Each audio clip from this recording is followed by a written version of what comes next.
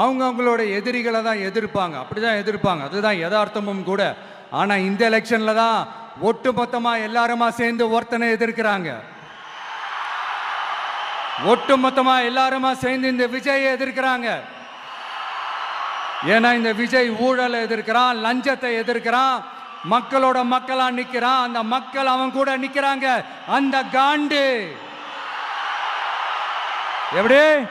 ஆனா போட்டி ரெண்டு பேருக்கு நடுவில் உள்ளதான். ஒண்ணு இன்னொன்னு.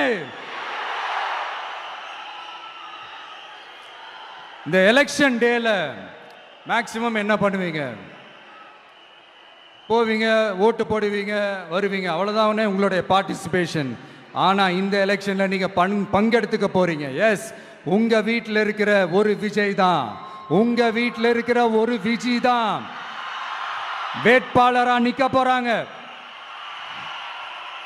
உங்க வீட்டில் நிக்கிற ஒரு வேட்பாளர்னா அப்போ உங்க வீட்டில் இருக்கிற மற்றவங்க எல்லாருமே வாக்காளர்கள் தானே.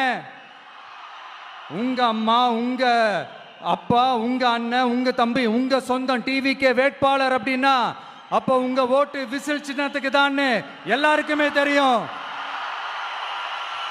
ஏன், நம்மளோட எதிரிங்களுக்கு கூட அது நல்லாவே தெரியும். அதனாலதான் நமக்கு எதிராக